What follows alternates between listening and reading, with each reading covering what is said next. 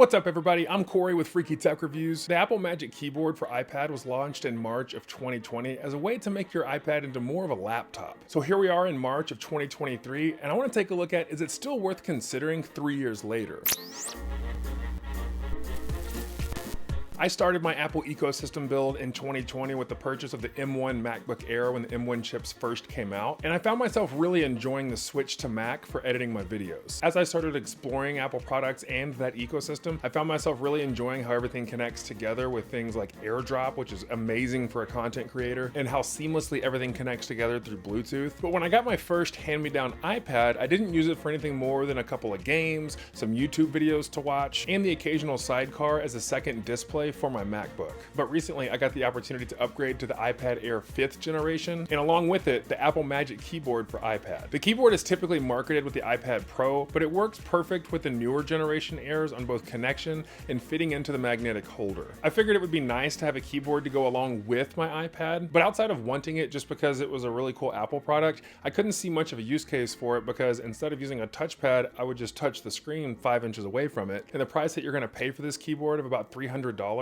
I didn't know if it was worth it because there are cheaper alternatives out there. So we're gonna go through some pros and cons of the Magic Keyboard today, and then I'll share with you why I think it might still be worth it if you have an iPad. So what I did not expect about getting the Magic Keyboard is how complete it makes the iPad experience. At this point, I've been using my MacBook for a couple of years, but I found myself starting to grab my iPad more often because the experience of the keyboard is very simplistic and it's very user-friendly. The ability to navigate screens both on the touchscreen and through the touchpad like a MacBook makes it really convenient in certain situations where you might not be able to do one or the other. And also the fact that the keys provide the same 1mm travel and feel very comfortable to type on, and it feels exactly like my MacBook, I really didn't feel like I was getting a different keyboard experience. The trackpad and gestures that you use on this Magic Keyboard are the exact same as a MacBook, so when you're used to that, it transitions really nicely and you don't lose out on functionality. What I also like about this keyboard is that it's so stiff whenever you fold it open that it holds itself up in a really nice vertical stand. Now the only problem with this is that it is very top heavy, so while it's great on a flat surface, sitting on your lap, you kind of have to balance it because it is very top heavy. I also like the fact that the keyboard itself functions as its own protective case. Now it has zero defense against moisture and dirt and debris and things like that, but the keys that fold against the screen do cover it very well to provide any kind of fall damage. And it's not perfect by any means, but it's absolutely better than nothing because when you stack all the other features in addition to it protecting the iPad, it kind of becomes this complete little package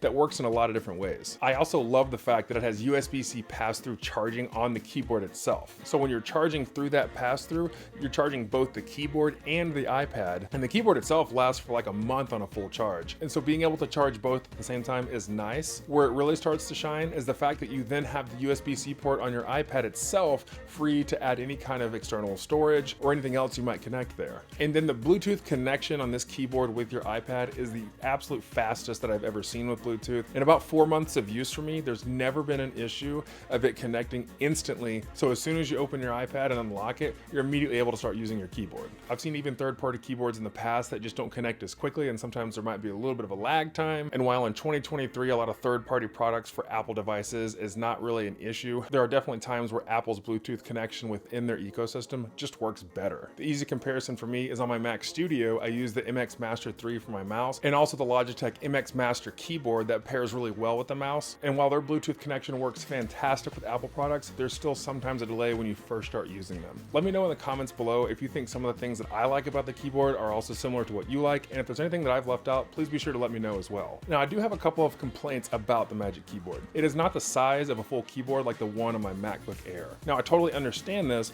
because this keyboard is basically also a case for the iPad, and it's limited on the screen size of the iPad, but you'll find that some of the buttons are quite a bit smaller than a MacBook Air, so while the typing experience feels very similar, it's not the same. And like I mentioned earlier, the balancing problem whenever it's on your lap and not like on a stable, smooth surface is definitely something you want to keep in mind, as it can tip over very easily. And the last biggest con is the price. $300 for this keyboard is absolutely absurd. I think a lot of times people look at Apple products and think to themselves, of course it's going to be extra expensive, and the use case is not there. And if you have that mindset, and then you look at the fact that buying an iPad and the keyboard is the equivalent of buying basically a MacBook, which is usually quite a bit more powerful, what's the point? Is it even worth it? But there are situations where it is worth it, and what are those? So while I have both the MacBook Air and I also have the iPad with the Magic Keyboard, I have an opportunity to use both. And I will say that 90% of the time I pick up my iPad with the keyboard before I pick up my MacBook. And now while I have both, I will say I do not think it's worth purchasing if you already have a MacBook. Now, of course, if you have money to blow and you want to just go get the keyboard, sure, it's great to have all of the Apple products together. But where I really find this Apple Magic Keyboard shining for the iPad is if you already have an existing iPad and you don't have a MacBook. If you pair this keyboard with a mouse, you essentially have a MacBook, with some exceptions on power and function that would only cost you that $300 more instead of buying an entire laptop. The quality of life improvement that the keyboard brings to your iPad experience